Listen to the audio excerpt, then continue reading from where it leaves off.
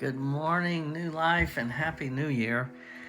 My name is Dr. Quentin Washersback, or Dr. Q, and I'm the Mission and Outreach Pastor for all of our campuses, all 18 of them. And as the new year begins, many of us set goals. Some of us set physical goals like losing weight, working out, joining a gym. And others of us set spiritual goals like reading the Bible consistently or sharing the gospel with our neighbors, friends, or coworkers, or developing in a certain area of our life like patience or exhibiting the fruits of the Spirit.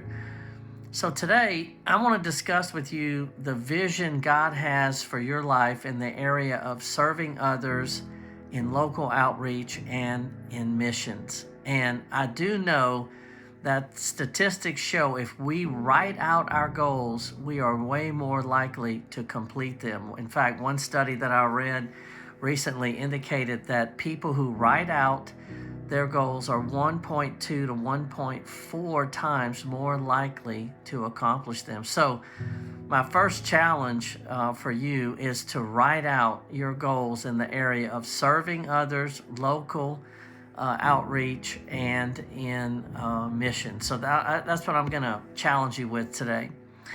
Here are a couple of Bible verses that encourage us to serve others. Proverbs chapter 19, verse 17 says this: "Whoever is kind to the poor lends to the Lord, and he will reward them for what they have done." And in the New Testament, Paul writes in Galatians chapter 5, verse 13, "You, my brothers and sisters, were called to be free, but do not use your freedom to indulge the flesh. Rather, serve one another humbly in love." So I want to encourage you to look for opportunities to serve once a month. Just do that once a month. You can seek out opportunities with your church campus.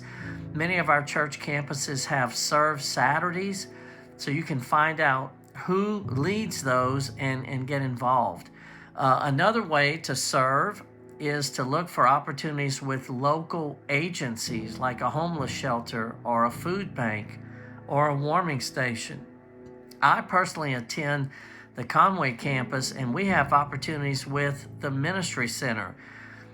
They allow people to come on Thursdays to select groceries, and they can go through, they have a little store, and they can go through and pick what they want.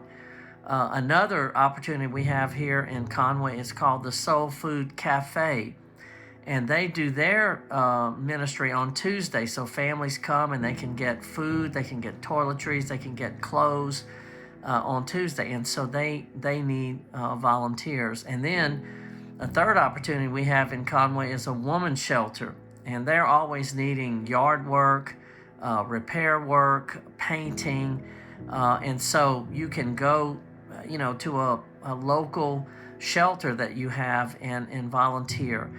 And then fourthly, a fourth way that you can serve in your community is to volunteer at your local public school, maybe where your children attend.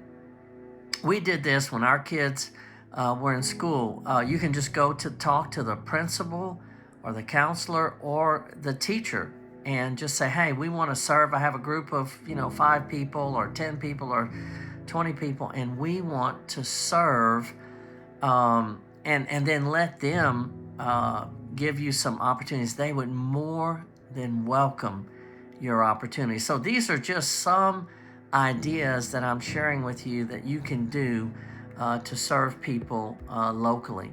Now, remember, write out your goals so that you can serve once a month, and then you can serve with your family, with your life group, or with your serve group. And if you don't have any of those, go talk to one of the pastors at the church, and they can certainly plug you in. Now, in addition to serving locally and some of the options that I gave you, there are also opportunities for global missions. I just got finished meeting with every campus in October and November, and we planned out over 30 mission trips for all of our campuses. And these are going to be done in 2023. So this is a great time to find out where your campus is going on a mission trip. And here's a place that you can go to find out where your campus is going. You can go to the website newlifechurch.tv/missions. newlifechurch.tv/missions, and then scroll down to the bottom of the page, and there is an option to click on short-term mission training and trips, and you click on that and it will show you all of the trips that are available. And I would encourage you to go on one mission trip with your campus. And what it's going to involve is it's going to involve you raising a little bit of money, and it's also going to involve you meeting 4 times with your mission team before you go on the trip.